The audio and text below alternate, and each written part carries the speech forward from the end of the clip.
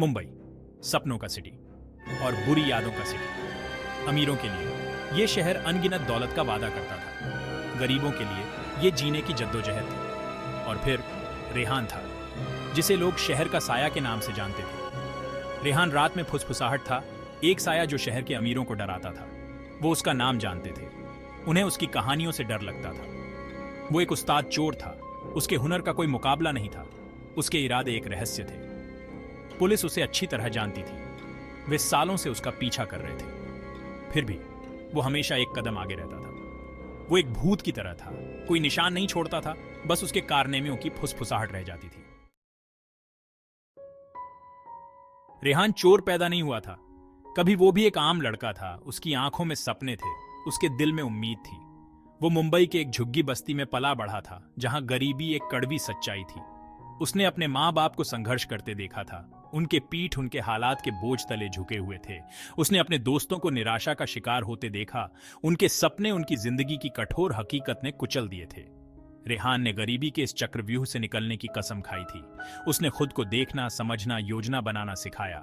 उसने गलियों में घूम घूम कर हुनर सीखे, जेब काटना सीखा, भीड़ में किसी को पता ना चले ऐसे गायब होना सीखा। वो बस जी नहीं रहा था, वो तैयारी कर रहा था। एहसान का ज्वेलरी स्टोर बहुत मशहूर था। यह स्टोर शहर के सबसे प्रतिष्ठित और पुराने ज्वेलरी स्टोर्स में से एक था। यहां पर हर प्रकार के कीमती गहने और रत्न मिलते थे, जो ग्राहकों को अपनी ओर आकर्षित करते थे। उसमें कीमती रत्न और जवाहरात का खजाना था। हर एक गहना अपनी चमक और खूबसूरती से लोगों का मन मोह लेता था। यहां पर आने वाले हर ग्राहक की आंखें चमक उठती थीं। सबसे कीमती चीज थी आई ऑफ इंडिया, एक दुर्लभ हीरा जिसकी कीमत का अंदाजा लगाना भी मुश्किल था। यह हीरा अपनी अद्वितीय चमक और कट के लिए जाना जाता था, जिसके बारे में कहा जाता था कि उस पर श्राप है। इस हीरे के बारे में कई कहानियां प्रचलित थीं, जिनमें से कुछ कहानियां तो सदियों पुरानी थीं। लोग कहते थे कि जिसने भी इस हीरे को चुराने की कोशिश की, उसे कभी चैन नहीं मिला। उसकी सुरक्षा बहुत कड़ी थी, ताकि कोई भी चोर इस अनमोल हीरे तक न पहुंच सके। स्टोर में हर कोने पर अत्याधुनिक सुरक्षा कैमरे और अलार्म सिस्टम लगे हुए थे। चारों तरफ सिक्योरिटी सिस्टम और चौकस गार्ड्स थे। ये गार्ड्स दिन रात स्टोर की सुरक्षा में तैनात रहते थे और किसी भी संदिग्ध गतिविधि पर तुरंत कार्रवाई करते थे। रेहान की नजर इसी इनाम पर थी। वह एक कुशल चोर था, जिसने पहले भी कई बड़े चोरी के मामलों को अंजाम दिया था, लेकिन इस बार उसका लक्ष्य कुछ और ही था। उसने हफ्तों स्टोर की जांच पड़ताल में बिताए। उसने गार्ड्स की दिनचर्या, शिफ्ट बदलने का समय, हर छोटी बड़ी जानकारी को ध्यान से नोट किया। वह जानता था कि इस बार की चोरी आसान नहीं होगी। हर कैमरे की जगह याद कर ली। उसने स्टोर के हर कोने का नक्शा अपने दिमाग में बिठा लिया था। उसे पता था कि किस कैमरे का कोण किस दिशा में है और किस समय कौन सा गार्ड कहां तैनात रहता है। उसकी योजना बहुत ही पेचीदा थी, जिसमें कई चरण थे। हर चरण को सफलतापूर्वक पूरा करने के लिए उसे सही समय और सटीकता की जरूरत थी, जो सही समय और स्टोर की कमजोरियों को समझने पर निर्भर करती थी। उसने स्टोर की सुरक्षा में हर छोटी बड़ी कमजोरी को ढूंढ निकाला था और अपने प्लान में शामिल कर लिया था। मेरा स्टोर अभेद्य है। मेन एहसान को अपने स्टोर की सुरक्षा पर पूरा भरोसा था। उन्होंने हर संभव उपाय किए थे ताकि कोई भी चोर उनके स्टोर में घुस न सके। कोई भी मेरी सुरक्षा को भेद नहीं सकता। उन्होंने अपने स्टोर के लिए सबसे बेहतरीन सुरक्षा प्रणाली का चयन किया था, जिसमें अत्याधुनिक तकनीक और अनुभवी गार्ड्स शामिल थे। वो शहर के बिजली के ग्रिड का फायदा उठाने वाला था। पूरे शहर में ब्लैकआउट, जिससे स्टोर की सुरक्षा प्रणाली अस्थायी रूप से निष्क्रिय हो जाएगी। ये रेहान के प्लान का सबसे महत्वपूर्ण हिस्सा था। उसके अंदर घुसने के साथ ही कैमरे बंद हो जाएंगे, जिससे उसकी हरकतें रिकॉर्ड नहीं हो पाएंगी। ये उसके लिए एक सुनहरा मौका था। गार्ड कुछ देर के लिए अंधे हो जाएंगे। अंधेरे में गार्ड्स को कुछ भी दिखाई नहीं देगा और वे असमंजस में पड़ जाएंगे। ये रेहान के लिए सबसे सही समय होगा। ये एक जोखिम भरा प्लान था, जिसमें कई अनिश्चितताएं थीं, लेकिन रेहान को जोखिम उठाना पसंद था। उसे अपने प्लान पर पूरा भरोसा था और वह जानता था कि अगर सब कुछ सही रहा तो वह इस हीरे को चुरा लेगा। पर रेहान को जोखिम उठाना पसंद था। वह अपने लक्ष्य को पाने के लिए किसी भी हद तक जा सकता था। उसकी आंखों में एक अजीब सी चमक थी, जो उसके आत्मविश्वास को दर्शाती थी। अब देखना यह था कि क्या रेहान अपने इस साहसिक प्लान को सफलतापूर्वक अंजाम दे पाएगा या नहीं। चोरी की रात आ गई। शहर अंधेरे में डूब गया। चारों तरफ अफरा तफरी मच गई। और रेहान अंधेरे में छुपकर अपना काम करने निकल पड़ा। उसने सुरक्षा सिस्टम को आसानी से चकमा दे दिया। गार्ड्स भ्रमित हो गए थे, उनका उसका कोई मुकाबला नहीं था। वो कुछ ही मिनटों में तिजोरी के अंदर और बाहर था। आई ऑफ इंडिया रात के अंधेरे में गायब हो गया। जैसे ही शहर में रोशनी आई, अलार्म बजने लगा। पुलिस स्टोर पर पहुंची, लेकिन रेहान जा चुका था। शहर हाई अलर्ट पर था। अखबारों ने इस चोरी की सुर्खियां छापी। पुलिस कमिश्नर ने रेहान को न्याय के कटघरे में लाने की कसम खाई, पर रेहान तो शहर की तंग गलियों में कब का गायब हो चुका था। रेहान के इरादे शहर के लिए एक रहस्य थे। उसकी हरकतें रात के अंधेरे में छिपी रहती थीं, जैसे कि वो खुद एक परछाई हो। लोग उसे कभी कभी देख पाते थे, लेकिन उसकी असली पहचान हमेशा एक पहेली बनी रही। वो अमीरों को लूटता था, लेकिन उसका मुनाफा कभी किसी ने नहीं देखा। उसकी चोरी की घटनाएं शहर के सबसे धनी इलाकों में होती थीं, जहां लोग अपनी संपत्ति को सुरक्षित मानते थे। लेकिन रेहान के लिए ये इलाके उसके खेल का मैदान थे। चोरी के जेवर कभी भी काले बाजार में नहीं दिखे। ऐसा लगता था कि वो इनकी बिक्री से कोई लाभ नहीं उठाता था। ये गहने और कीमती सामान जैसे हवा में गायब हो जाते थे, और कोई नहीं जानता था कि उनका क्या हुआ।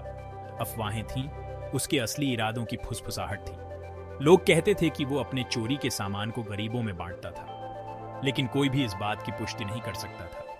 उसकी हरकतें और इरादे हमेशा एक रहस्य बने रहे। कुछ लोगों का कहना था कि वो आधुनिक समय का रॉबिन हुड था, जो शहर के गरीबों में दौलत बांटता था। उसकी उदारता की कहानियां झुग्गी बस्तियों में गूंजती थीं। लोग कहते थे कि उसने कई परिवारों की मदद की थी, उन्हें भोजन और दवाइयां दी थीं। दूसरों का दावा था कि वो शहर के अमीरों से बदला लेने के लिए प्रेरित था। कुछ का मानना था कि उसके दिल में गहरी नफरत थी और वो अपने अतीत के किसी दर्दनाक अनुभव का बदला ले रहा था। उसकी आंखों में एक अजीब सी चमक थी, जो उसके इरादों को और भी रहस्यमय बना देती थी। सच्चाई खुद रेहान की तरह मायावी बनी रही। वो एक पहेली था जिसे कोई सुलझा नहीं पाया। उसकी कहानियां शहर के हर कोने में फैली हुई थीं, लेकिन उसकी असली पहचान और इरादे हमेशा अंधेरे में छिपे रहे। झुग्गी बस्ती के लोग श्रद्धा से उसका नाम लेते थे। उनके लिए रेहान एक मसीहा था, जिसने उनकी जिंदगी में रोशनी लाई थी। उसकी उदारता और साहस की कहानियां उनके दिलों में बसी हुई थी। वो उसके कारनामों की कहानियां सुनाते थे। उनकी आंखों में डर और प्रशंसा का मिश्रण होता था। कुछ लोग उसे एक नायक मानते थे, जबकि कुछ उसे एक खतरनाक अपराधी के रूप में देखते थे। लेकिन सभी इस बात से सहमत थे कि उसने उनके जीवन को बदल दिया था। वो उम्मीद का प्रतीक था, एक याद दिलाता था कि शहर के सबसे अंधेरे कोनों में भी न्याय मिल सकता है। उसकी कहानियां लोगों को प्रेरित करती थीं, उन्हें विश्वास दिलाती थीं कि अच्छाई और न्याय हमेशा जीतते हैं, चाहे परिस्थितियां कितनी भी कठिन क्यों ना हो। रेहान कभी भी अपनी सफलता से संतुष्ट रहने वालों में से नहीं था। उसकी आंखों में हमेशा एक नई चमक होती थी, एक नई चुनौती की तलाश। वह उन लोगों में से था जो हमेशा आगे बढ़ने की सोचते हैं, जो कभी भी रुकना नहीं जानते। उसे चुनौती का, नामुमकिन को मुमकिन बनाने का जुनून था। हर बार जब वह किसी मुश्किल काम को हल करता तो उसकी आंखों में एक नई चमक आ जाती। वह हमेशा कुछ नया करने की सोचता था, कुछ ऐसा जो किसी ने पहले नहीं किया हो। उसका अगला निशाना बहुत ही दुस्साहसी था, खुद उसके लिए। यह एक ऐसा काम था जिसे करने के लिए उसे अपनी सारी क्षमताओं का उपयोग करना पड़ता। यह काम था मुंबई नेशनल बैंक को लूटने का, एक ऐसा बैंक जिसे अभेद्य माना जाता था। मुंबई नेशनल बैंक दौलत और ताकत का प्रतीक, ऐसा कहा जाता था कि उसकी तिजोरी अभेद्य थी। यह बैंक शहर के सबसे सुरक्षित स्थानों में से एक था और इसे लूटना किसी के लिए भी एक असंभव काम था।